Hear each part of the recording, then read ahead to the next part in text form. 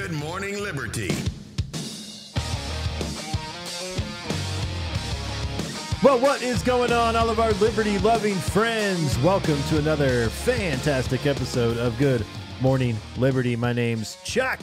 With me, as always, Nathaniel Paul Thurston, Firestarter. What's up, Chuck? Nathaniel Paul Thurston. How's it going, man? Seems as if you just stir up fires. I know. I'm starting fires everywhere I go. All right. If you want to know what we're talking about, you got to join the Fed Haters Club, joingml.com, so you can hang out with us pre-show. You don't know if I'm talking about this literally, metaphysically? Could be figurative fires, metaphorical fires, or actual fires that seem to pop up when I visit certain places. There's just no way of knowing. Okay, but you got to join the Fed Haters Club, joingml.com. Online fires? There was an online fire last night with the bunch of libertarians getting together, and we'll talk about that. We'll talk about a little bit about that space that happened last night between, Dave Smith, I believe, was the main host of it. Chase got in there and did some speaking. Angela was in there speaking, and then a bunch of other people. There were a lot of people in the space, fine people on both sides. Fine people? Yeah, there were. Okay. About 32,000 people had tuned into it from last I looked. So it's a pretty big space, not too bad. We had a lot of things over the weekend, a lot of cabinet picks from the old incoming Trump administration. And let me get something out of the way. Isn't it weird real quick. when you think about those numbers real quick, though? 32,000? Like that would fill up Bridgestone Arena downtown twice. Yeah, it's a lot of people. Came live to watch that. Came in to listen to libertarians talking about important stuff. So that's cool. I want to get something out of the way real quick, something personal. I hate this time in politics right now. I said it before the election. I don't do well with all this speculation about what might happen or someone's going to do or someone's not going to do or whatever. So you don't like politics is what you're saying. I like talking about real things that happen. A law, an executive order, something that actually happens.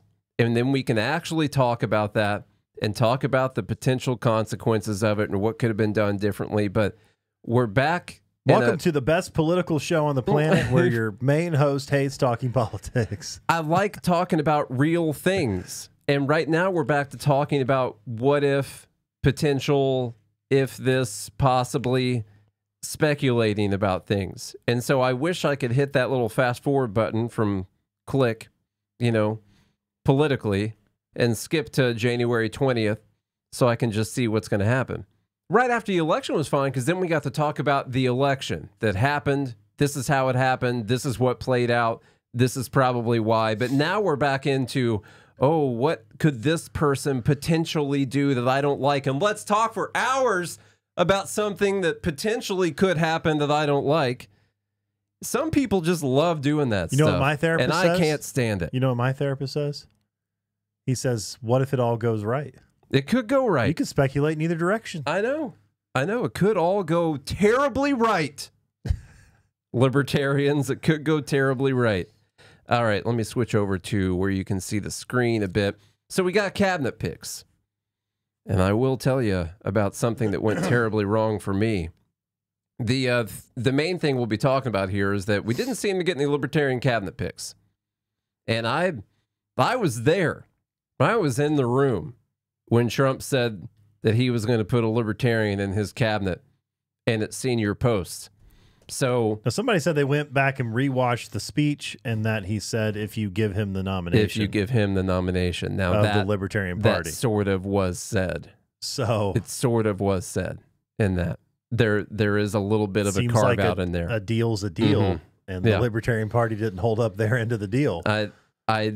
I do remember that being part of it, but here's part of the clip that I guess now we'll what would have happened here. if he would have gotten the Libertarian nomination?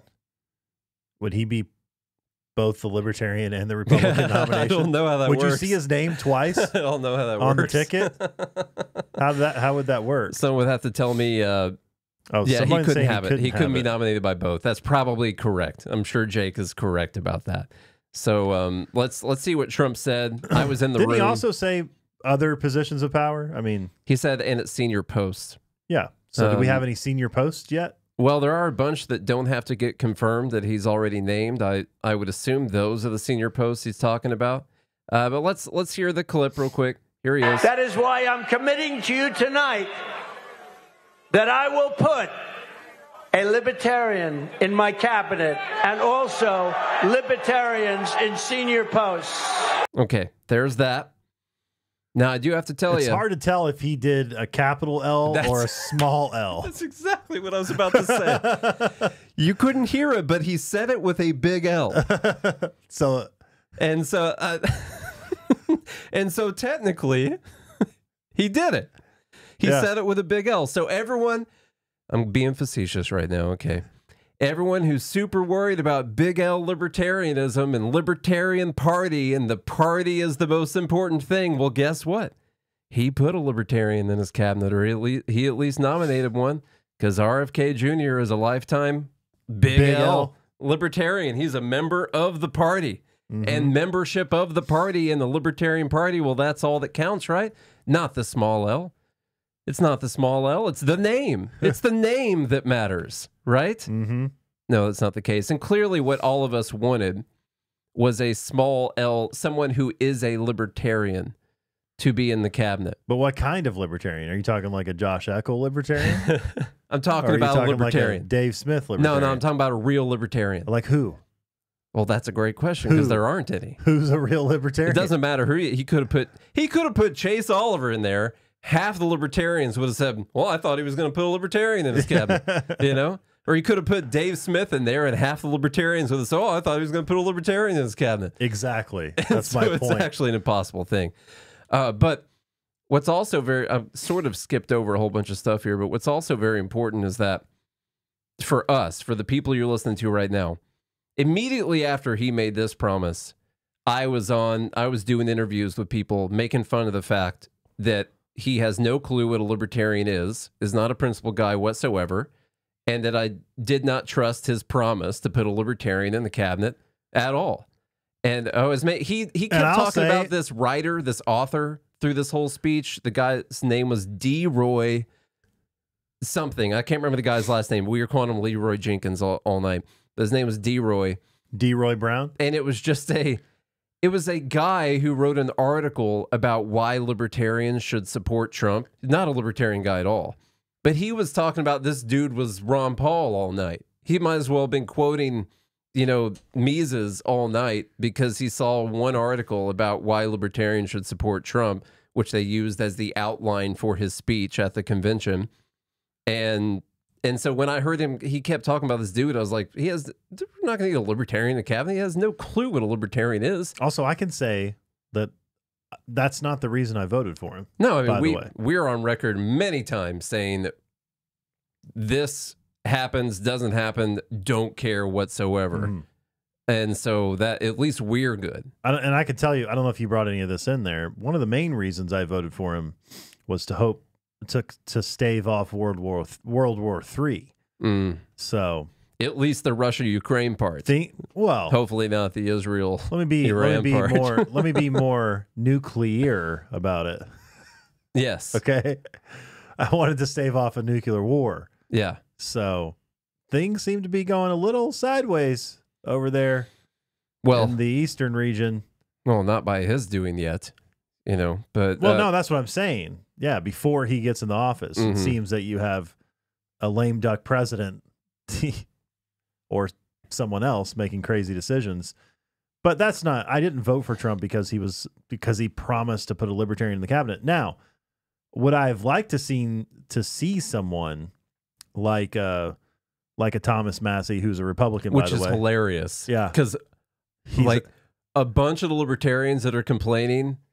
And of course, saying like, "Oh, you supported the duopoly, and you did, you couldn't have voted for Trump and all that." If he would have put Thomas Massey in there, they would have been like, "Oh, we got a libertarian in the cabinet." Yeah, right. It's just, or I'd love to see a Ron Paul, also Republican, by the way. Rand Paul, Republican. Or obviously a guy like Dave Smith or somebody like that would have been nice, but. It's just, I think let's say, positions of power, not that they have any real power, but, you know, a guy like Vivek having something to do with potentially with, you know, reining in federal government spending, that's a good thing. Yeah, and when I was thinking about my definition of libertarian, like if he said Thomas Massie, we would all know that we would think that was a great appointment. We would count that probably as a libertarian, and most of us would agree with that, even though he's a Republican. And so I was thinking, paraphrasing a Supreme Court justice when I say, I can't tell you what a libertarian is, but I know it when I see it. And so you would know that Thomas Massie is that person. Vivek, I would say, is about the closest in the administration, technically. And to me, it's how do you make decisions? Do you make them from the first principle of self-ownership or private property rights or individualism, things like that? Vivek might not be all the way there, but he's about the closest I've seen in this administration to being a guy who, when he thinks about a decision, he thinks about your individual rights first off, you know? And that's really what that's really how I think about what a libertarian is. And that kind of counts for me. He made some picks, and I'll tell you about one that has almost pushed me over the edge here in a bit. We will see, because it's actually, I didn't expect anything really great from this, all these cabinet picks. I expected some bad also, but somehow this one is not one I was really expecting. But let's go through a little bit of this Axios article, and they're talking about Trump's liberal cabinet. Nothing captures the dramatic ideological transformation of the Republican Party more vividly than Trump's proposed cabinet. They got a pro-abortion rights Kennedy running HHS, a pro-union centrist running Labor, a former elected Democrat for DNI in Tulsi, a former George Soros advisor in the Bessent, I think, Scott Bessent for Treasury. And we'll go through a little bit of these. For Treasury, Scott Bessent will bring deep knowledge of bond and currency markets and a close relationship with Trump, as well as a surprising connection to hedge fund manager George Soros, mega donor to liberal causes and boogeyman to the political right. For Labor, well, let's talk about a couple others before we talk about Labor. How about FDA? This one was okay as far as I can tell so far. Marty, also, by the way, Scott Bessent is a openly gay, married to a man with kids, and okay. This will be the highest appointment ever for a gay. For a gay, huh. So yeah, Well, Trump hates. Well, Trump hates the LGBTQ. Well, he does, definitely. You know, I saw plenty of stuff about Bessent, and no one had told me that a very important, vital knowledge that he was a gay man. Yeah. Which I'm actually surprised that I hadn't seen that anywhere. But for FDA, Marty McCary, a surgeon and author who gained prominence on Fox News for his contrarian COVID views. So that's an interesting one. I believe I've seen Marty McCary say some good things before.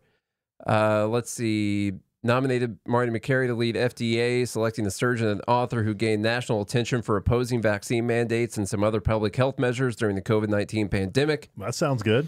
Professor at Johns Hopkins University, declared the U.S. health system broken, vowing a shakeup.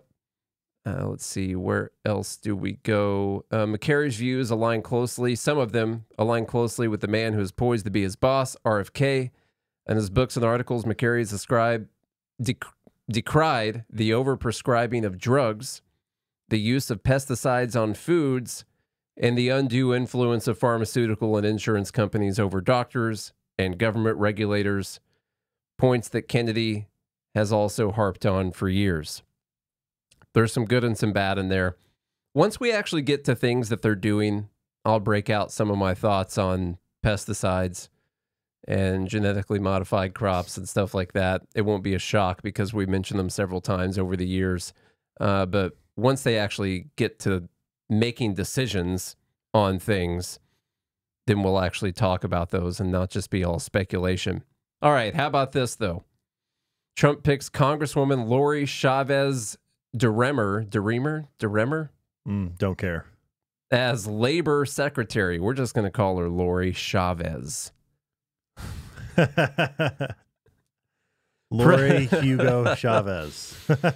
President-elect Donald Trump. Go ahead, Charlie. I've been reading this whole time. All right. So Donald Trump said he will nominate outgoing U.S. Representative Lori Chavez DeRemer to lead the U.S.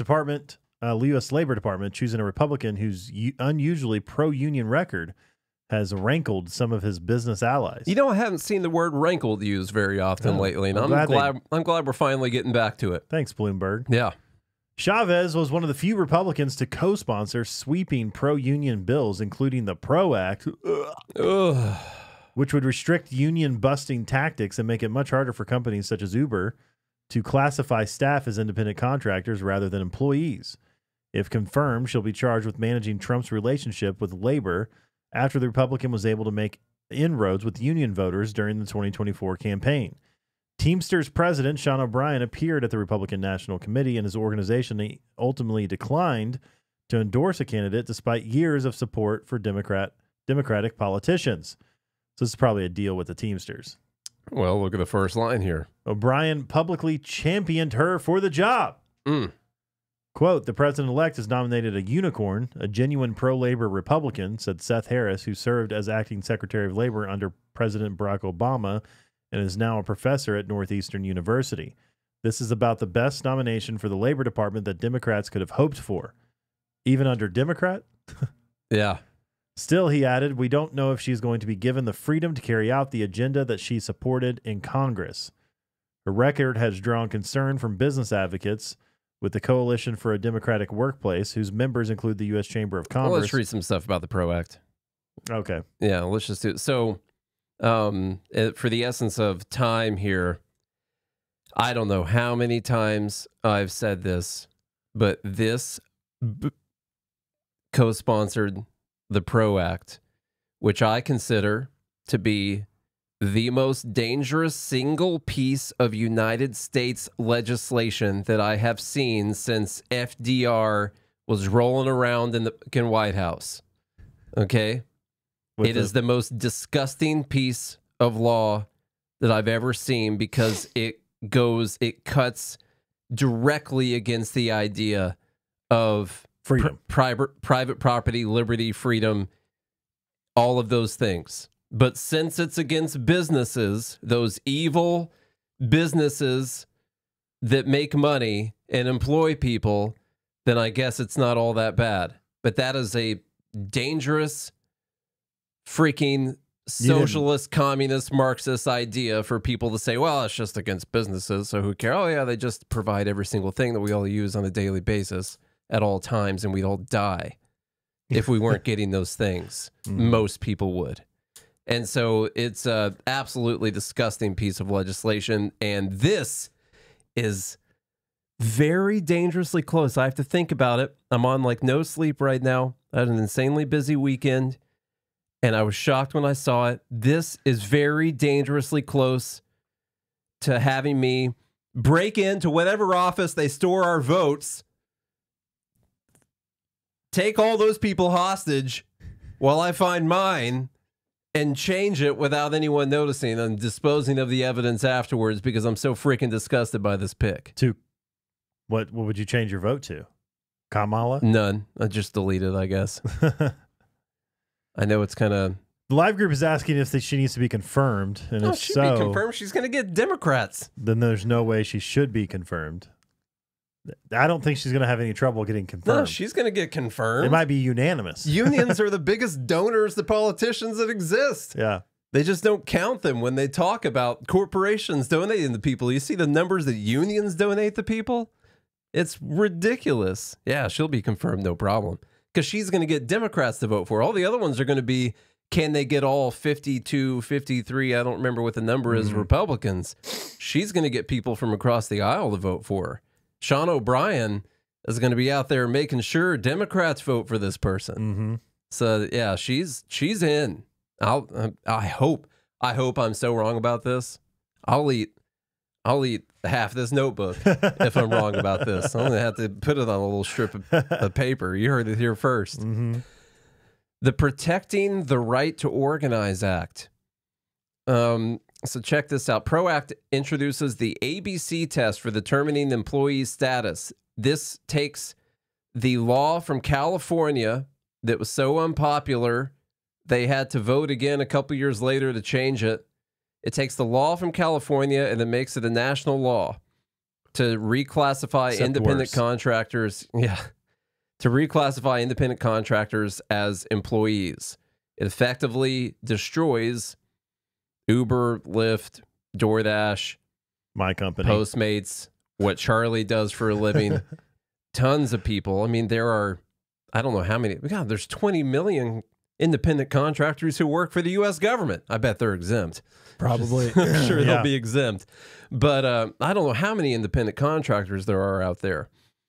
But there's little things like if you set some kind of criteria, like if, let's say Uber says, well, you need to do a good job or we're not going to hire you for this. Well, if you do that, this law says, well, that's an employee. That's not an independent contractor. So you, when you're looking for independent contractors, can't take under consideration whether or not someone does a good job at the job. That makes them an employee. Absolutely ridiculous. Mandatory disclosure of private information. The act would require employers to disclose personal information like home addresses, phone numbers, and email addresses of employees to union organizers so they could better organize. This mandate might be viewed as a violation of the privacy rights of business owners who wish to protect their employees' private information. Nullification of right to work laws. By the way, I did use Grok to simplify this for us, and I wanted to point out that the source for this one is us. You can see our profile photo right there. So don't worry, this one's been fact-checked. We know this one's right. This one's correct, just so you know. Nullification of right to work laws. By effectively nullifying right to work laws in 27 states, the PRO Act could be argued to infringe on the rights of business owners by compelling them to engage in collective bargaining, even if they prefer to operate in the non-unionized environment. It also takes the rule that if you work in a unionized workplace and you don't want to give money to that union, it overturns that. Now, I don't know if all this stuff is constitutional because that was actually decided by a Supreme Court case. Okay. Limiting the right to hire. PRO Act could potentially limit business owners' right to choose their workforce by reducing their ability to hire independent contractors. We know that. It also says that you can't replace striking workers, all sorts of crazy stuff. You have to allow union organizing to occur in the workplace. You cannot say that you can't organize a union on our property. That's illegal someone else's property. It's property rights. It's a whatever. We're not going to spend the whole day on the PRO Act. In fact, I'm going to release a couple of the episodes that we spent talking about this. It's not good. A bunch of the conversation that occurred last night in the space, I believe was spurred by, I saw this comment going around all over the place, retweeted by Dave Smith, a bunch of people. And so it had to do with Pam Bondi, the new AG, being a major advocate for red flag laws. Yeah, Pan.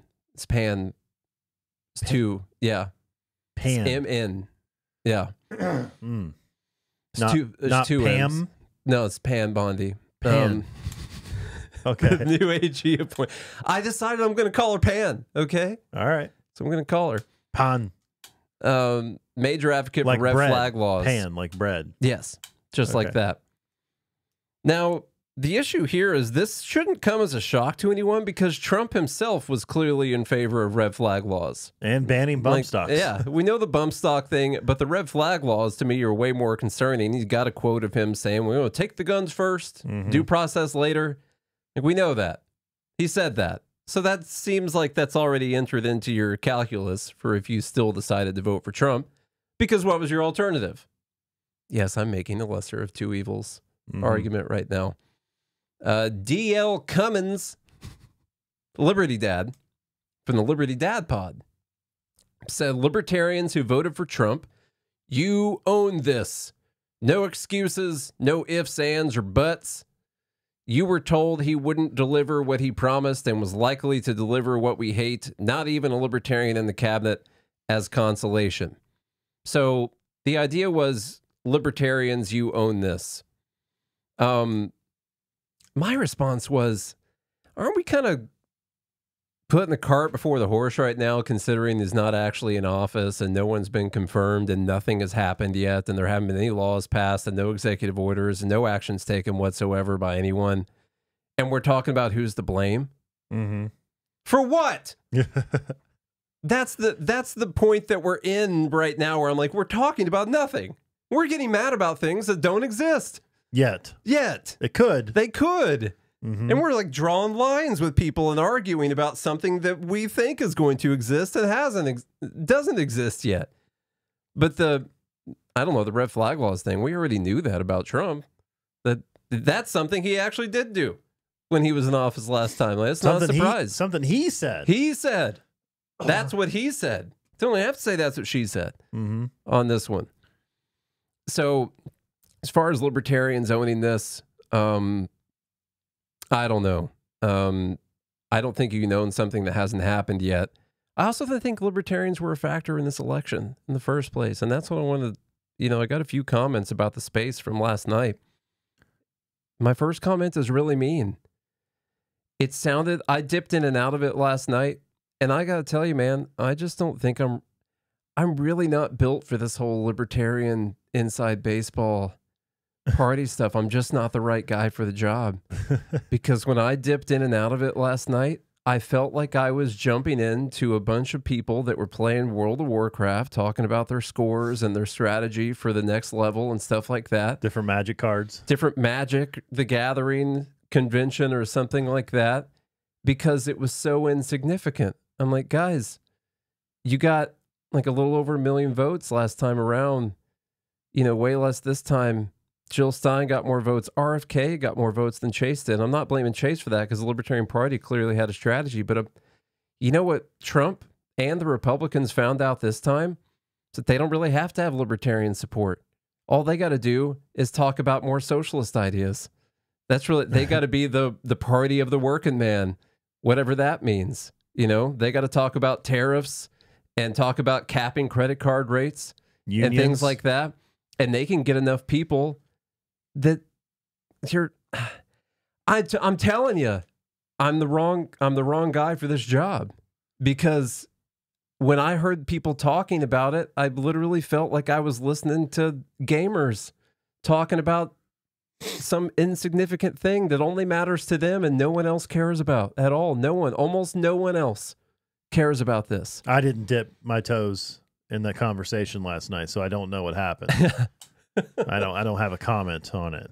I'm not saying that's the correct way for me to feel about it, but that is what I felt, and I'll work on it. I'll try to feel differently. I'm going to try to get more involved so I feel differently when I hear these things, but that's just what it sounded like to me. Are you saying that you can control your feelings? Feelings aren't just something that happened to you? I can control what leads to my feelings, the way that I perceive things, and the assumptions that I make about things by having more knowledge about and looking at things from different people's perspectives. So that's a good point. I mean, that Jake said less than 10% of the population supported the American Revolution. I think it was 3%, right? Wasn't it? It was something like very small. Yeah. Something very small happened. And like all the Libertarian Party talk, the most significant parts of what happened this year for libertarians could be the fact that Dave Smith has done a really good job making himself really popular and being all over all sorts of different shows and being friends with Joe Rogan and Tucker Carlson.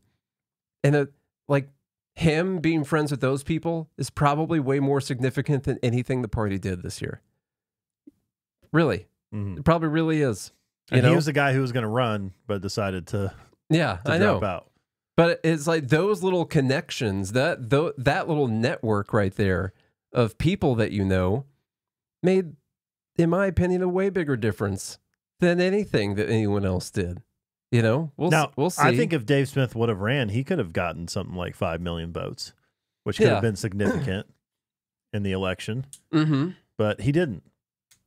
Yeah, and I don't. And he had reasons. He had reasons not to do it. I'm not saying that. I'm not calling him out for not running. Yeah. But if you put a candidate like that up, then you have a bigger shot of actually affecting. Yeah, I mean, the election. Kamala probably would have won if Smith would have won. Yeah, and so maybe it was more significant than what I'm giving it credit for.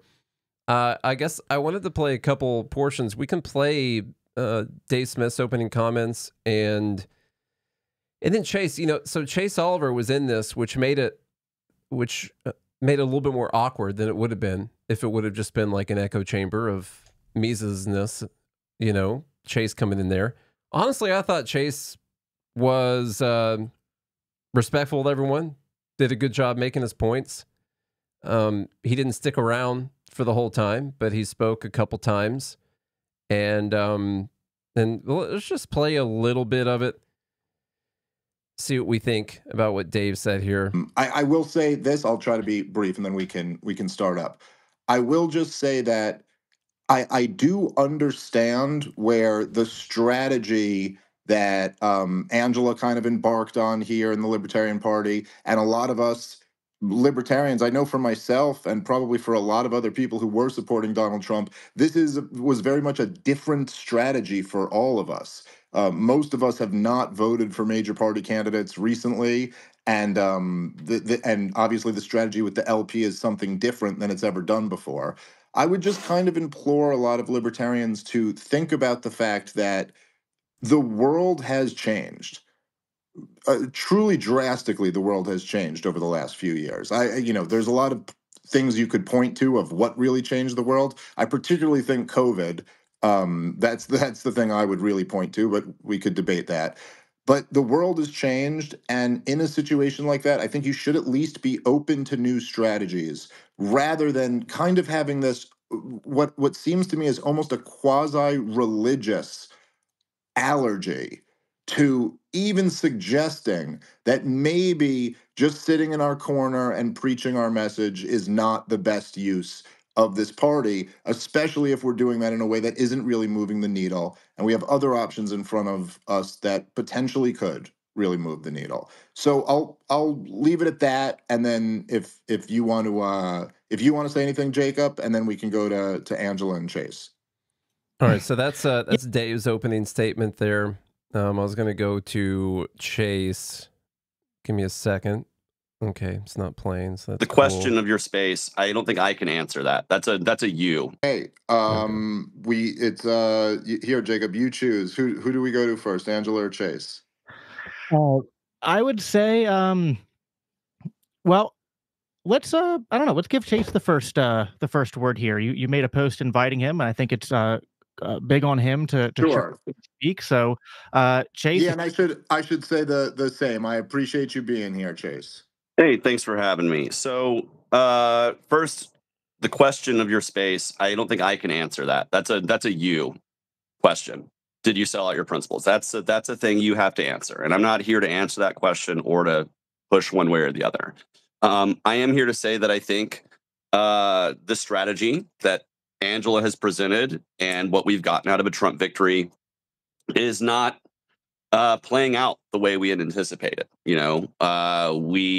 Many people thought we're going to get somebody in the Department of Education to tear it apart, somebody like Corey DeAngelis, or we're going to get Thomas Massey at Agriculture, Republican, or we're going to get somebody at Treasury. And what we've really gotten is Marco Rubio at Secretary of State.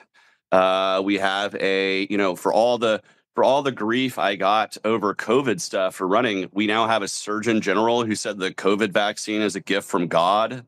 We have folks being put in place who are going to be in charge of Medicare and Medicaid that have went on their television show getting the COVID vaccine and touting boosters. And we have our president-elect of the United States who just put out a truth on Truth Social saying that he's looking forward to the 5th anniversary of COVID to celebrate how great of a job he did in Operation Warp Speed and how great his government did in the face of the China virus, right? And so I feel like a lot of the promises that were made to Angela, I assume, and others, are not being kept. This is, something that should be indicative of the two-party system. It's not new when a duopoly candidate makes a promise and then completely walks back on that. And in fact, hey, I imagine many people came to the Libertarian Party because the duopoly candidate did just that. I imagine there are people who, in 1988, when they heard "Read my lips, no new taxes," they voted for George. Just for a second here, I want to say I think Chase did a good job. I don't know if we crossed all the times that he basically said he didn't fault anyone for deciding that they were going to make this decision and go along with his strategy and decide to do that. That he understood why people would do that. So I think he did a good job staying respectful. He did also make some points about how, people faulted him for wearing a mask and talking about social distancing and stuff like that. And then you got someone who's bragging about Operation Warp Speed, putting up a Surgeon General who said the vaccines were a gift from God. Dr. Oz getting a COVID vaccine on his TV show, stuff like that. And then Dave made a good point that, like, well, the calculus here is different, which is the point I've made. You're held to a different standard when you're saying you want libertarians, the Libertarian Party nomination and their votes, because that's a principled vote. And a vote for Republican is not a principled vote. It's a strategic vote, which is what I've been saying for a bit. We don't have time to play the 4 clips from this that I really wanted to play. I just want to tell you guys that I had no expectation that there was going to be a Libertarian in the cabinet, which I said since the day that he made that promise. There were rumors going around that he had decided to pick Thomas Massie for USDA and stuff like that a month ago, or weeks ago. We did say, at least I said, I know that I had hope. Yeah. That, See, that's where you went wrong. Well, I said at the very least, I know with Kamala I'm getting nothing. With Trump, there's at least some hope. And I think some of the picks are decent. I think some of them could go well. Some of them seem to be absolutely terrible. But as libertarians who want the government to have less power, hopefully the ones, let's say, that are terrible, or even the ones that are good, they don't have much power to do anything. That would be the hope, the actual hope. The fact that we want federal government to be smaller, not bigger. But, I've said from the very beginning, I think in 2016, to not be surprised by Trump. Like, technically, I've said this since he started running in 2006, 15, 16, whatever it is. He is a liberal Democrat from New York. That's who he is. Yeah. So he's always been. That's why he was friends with everybody from The View and all of these people. Like, that is who he is. There's no surprise there. By supporting Trump and voting for Trump, it was more, and I've been clear about this, it was more a vote against what I find to be more dangerous, which is the gaslighting, the manipulation, the wars, the things on that, which, by the way, when you look at Trump's actual time in office, those things got better. There was actually a push against the wokeism. There was a push against cancel culture. There was a push against things like that. Where you could the say truth, some of the craziness we got was a reaction to Trump being in office also. Potentially. I think that's a good, sorry, I cut you off when we were talking. I just, no, I don't remember what you were saying. Potentially. But again, well, should we answer the question for Dave Smith here? Did I sell out my principles by supporting Trump? Can we ask ourselves the same question? Did I sell out my principles by supporting Trump? I don't think so. Well, clearly, if you thought you were, you probably wouldn't have done it. Right. So it would still be no. This wasn't a principled vote. Yeah. This was a... Plus, my principles have nothing to do with voting for the Libertarian Party. Never have. I don't care. I'm gonna probably a lot of friends in the party aren't gonna like any of the stuff I've said today so far about gamers and stuff like that. But I don't care if they even exist. I don't care if the Libertarian Party exists. I don't care if they ever get any votes. I care if we move towards liberty or away from liberty. That's all I care about. I don't care if the party is called freaking Nazi Socialist USA. If somehow we get more actual individual liberty, the name of it makes no, I don't care what the name of it is. So you would vote for Nazis then? If they Not actual Nazis. If No. they promise liberty. No, I'm saying I don't care what the name of the party is. So, It could be the most detestable commie Nazi name you ever came up with. I So- don't care. so Nino's. Nazi in name only. Nazis and name. Yeah, exactly. I vote for Nino's. That got me on record right now. You know?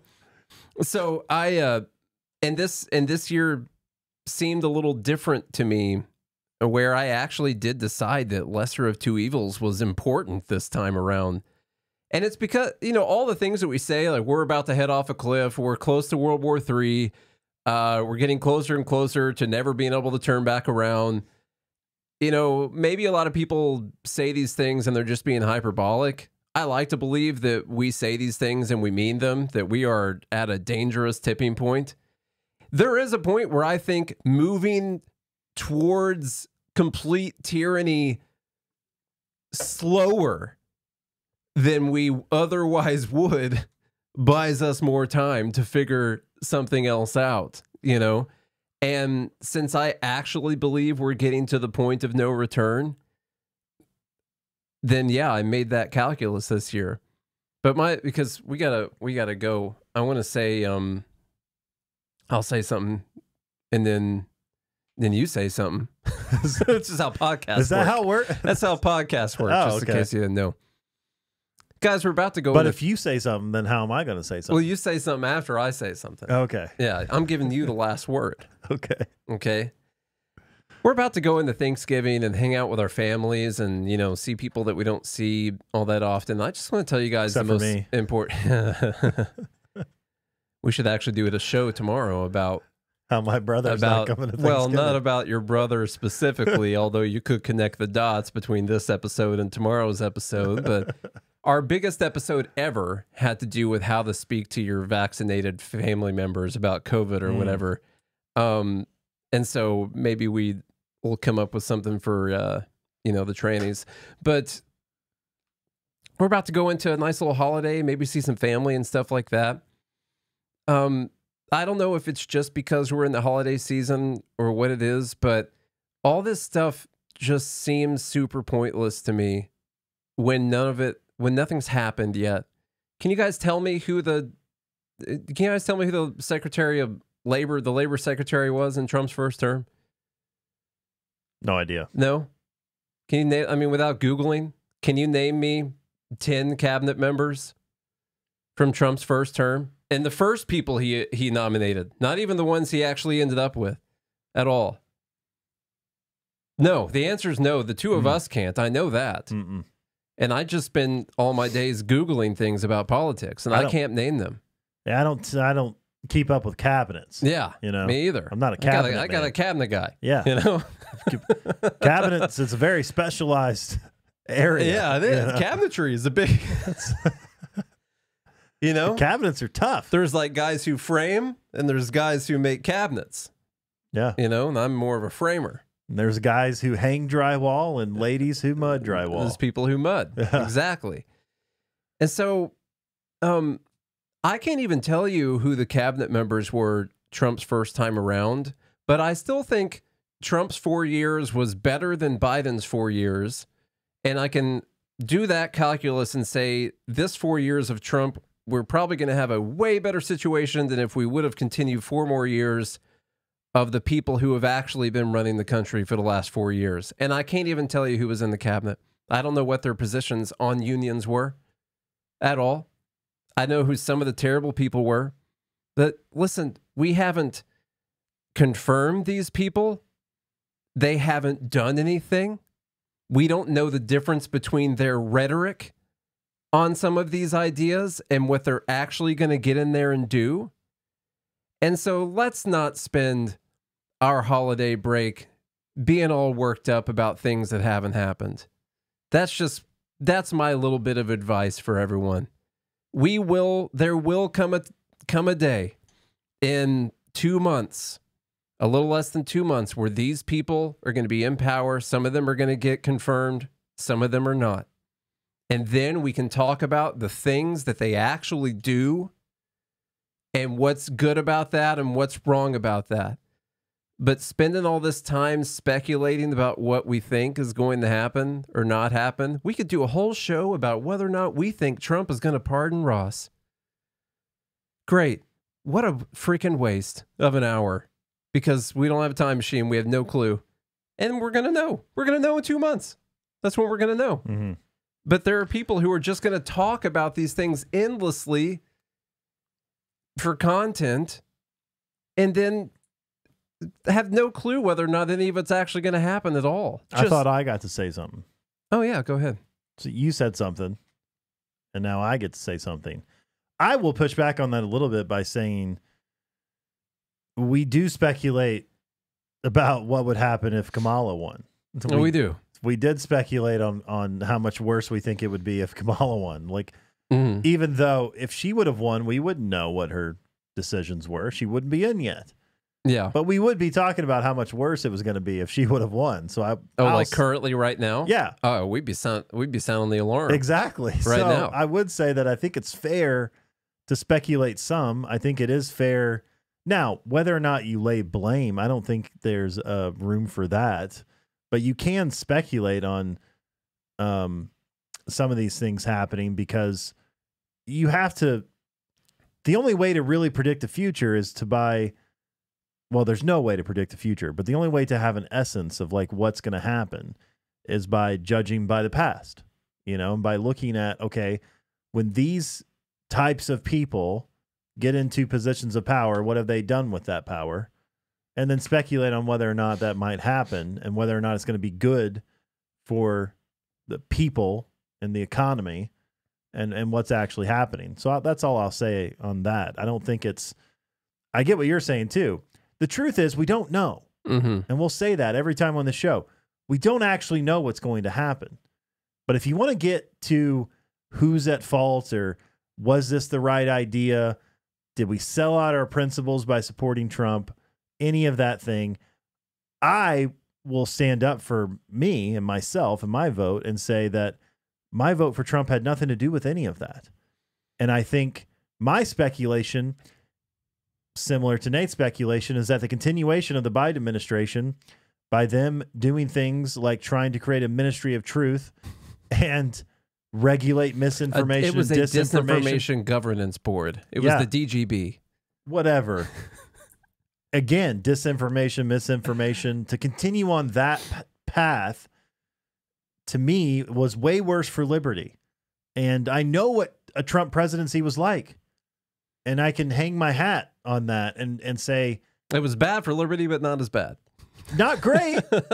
Not great, but it's better. It was bad slower. So anyway, that's all I have to say about that. All right, we got to go. Tell everyone what they won. You won nothing. Okay, there you go.